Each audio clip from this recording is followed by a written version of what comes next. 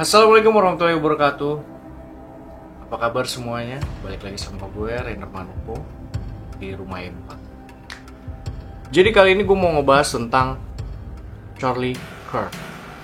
Dari aktivis muda konservatif hingga tragedi di Utah. Latar belakang Charlie Kirk sendiri, dia bukan sekedar aktivis muda. Ia mendirikan Turning Point USA atau TPUSA pada usia 18 tahun. Organisasi yang fokus melawan ideologi kiri di kampus-kampus. Melalui TPUSA, ia menciptakan jenjang luas dengan mahasiswa, event besar-besaran, hingga konten viral di media sosial. Peran utamanya menjadi jembatan antara generasi muda Amerika dan gerakan Make America Great Again. Kirk sering tampil di acara Trump, bahkan dianggap strategis karena mampu menghadirkan massa pemuda yang jumlahnya jarang tersentuh Partai Republik. Kronologi penembakan di Utah. Tanggal 10 September 2025, tempatnya di Utah Valley University, dalam rangkaian tur American Comeback Tour. Momen tragis saat duduk di meja dalam debat Prove Me Wrong, ia ditembak di bagian leher. Dia sempat dibawa ke rumah sakit, tapi karena kondisinya sangat kritis, jadi dia tidak tertolong.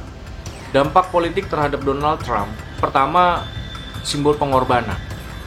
Trump menyebut Kirk sebagai martir bagi kebenaran dan kebebasan.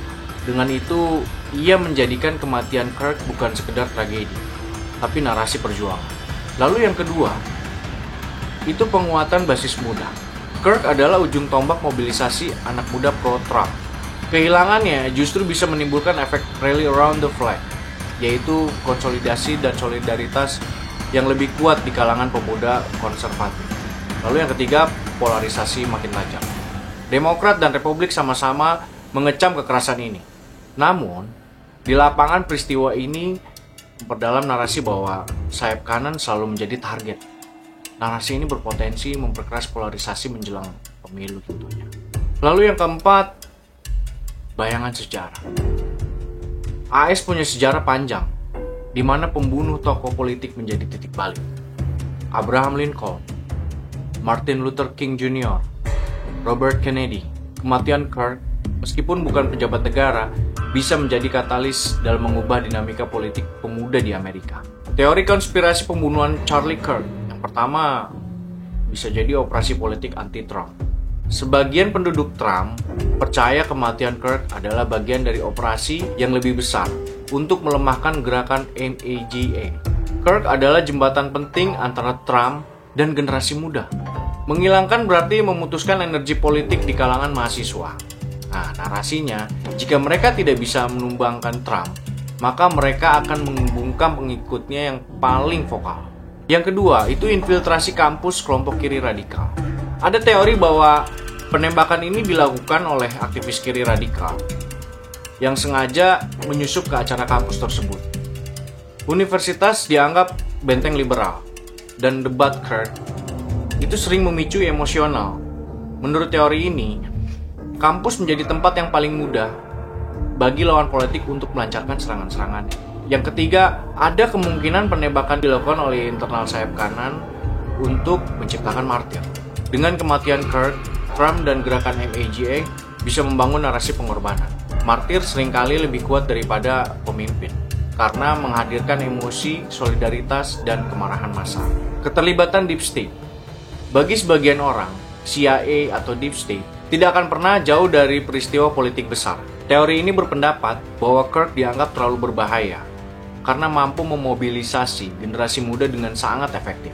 Pembunuhan ini dilihat sebagai pesan siapapun yang terlalu radikal atau terlalu berpengaruh bisa dilenyapkan. Ada pula teori bahwa sebenarnya ini hanyalah kasus personal. Misalnya dendam pribadi, penggemar yang kecewa, atau konflik bisnis. Tapi dibungkus sebagai politik agar lebih besar dampaknya. Teori-teori ini bisa memperkuat polarisasi politik di Amerika Serikat. Bagi pendukung Trump, kematian Kirk bisa menjadi bukti bahwa mereka sedang diperangi. Bagi pihak oposisi, teori konspirasi ini dianggap hanya bahan bakar propaganda untuk memperkuat basis MAGA. Ini adalah beberapa kontroversi yang dibuat oleh Charlie Kirk, terutama tentang Islam. Yang pertama, Islam is not compatible with Western civilization. Tuduhan menolak gagasan bahwa Islam bisa hidup berdampingan dengan nilai-nilai Barat. Lalu yang kedua, Kirk juga mengklaim bahwa menerima kedatangan jutaan umat Muslim ke negara-negara Barat itu sama dengan bunuh diri secara massal tentang budaya dan politik. Lalu yang ketiga, dalam sebuah episode acaranya, Kirk menyebut bahwa sebagian besar umat Muslim itu masih hidup seperti di abad pertengahan, tidak mengadopsi nilai-nilai modern dan Barat. Dan yang keempat, kritik terhadap Muslim dalam kepemimpinan kota besar. Saat membahas calon wali kota New York bernama Zohran Mamdani, Kirk mengatakan hal-hal seperti, dia tidak merasa nyaman kalau kota-kota penting di Barat itu dipimpin oleh seorang Muslim.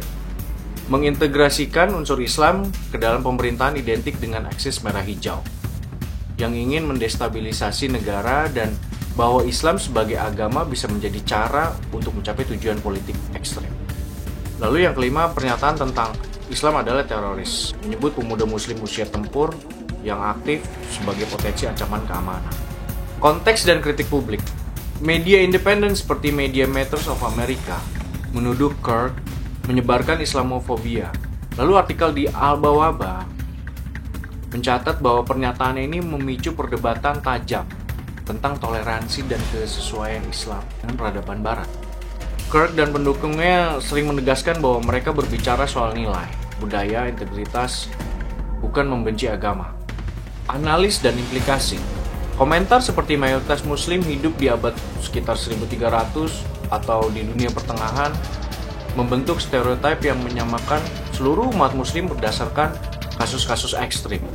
Nah, ini jenis generalisasi tanpa membedakan antara kelompok Muslim berdasarkan praktik, konteks, atau interpretasi agama yang sangat beragam. Lalu yang kedua, pemisahan agama dan politik. Seringkali Kirk menggabungkan antara Islam dengan agenda politik, baik imigrasi, kebijakan kota, lalu ada ideologi Barat versus non-Barat. Nah, sehingga agama ini diperlakukan sebagai kategori politikus. Ini mengaburkan batas antara kritik terhadap kebijakan dan fitnah terhadap agama itu sendiri. Lalu yang ketiga, resiko meningkatkan Islamofobia dan polarisasi. Pernyataan kontroversi ini dapat memperkuat ketakutan dan stereotip terhadap Muslim di Barat yang bisa berdampak negatif terhadap komunitas Muslim minoritas, termasuk diskriminasi sosial dan kekerasan verbal atau fisik. Lalu yang keempat ada strategi retorik dalam politik konservatif, yaitu menggunakan pernyataan yang provokatif tentang agama mayoritas lain dapat menjadi strategi untuk memobilisasi identitas kelompok, memancing dukungan dari basis yang merasa terancam terhadap perubahan demografis atau multikulturalisme. Kirk tampaknya sering memakai pendekatan ini dalam pidato dan media sosialnya. Kesimpulannya untuk pembunuhan Charlie Kirk sendiri, itu adalah suatu kejadian besar dalam politik Amerika kontemporer. Bagi Trump, ini adalah kehilangan sekaligus peluang, karena peristiwa ini bisa memperkuat narasi politiknya sebagai gerakan yang dikorbankan demi kebenaran. Kisah ini belum selesai. Hasil investigasi motif dan siapa pelaku sebenarnya akan sangat menentukan. Apakah ini benar-benar pure tragedi pribadi atau benar-benar menjadi tragedi politik yang bisa mengubah arah Amerika ke depannya? Siapa yang tahu? Terima kasih buat kalian yang sudah menonton. Rumah 4 akan membahas tentang misteri-misteri lainnya, konspirasi-konspirasi lainnya, atau mungkin kalian punya cerita horor, misteri dan lainnya, mungkin kalian bisa langsung ada di sini. Thanks for watching. Bye. Assalamualaikum warahmatullahi wabarakatuh.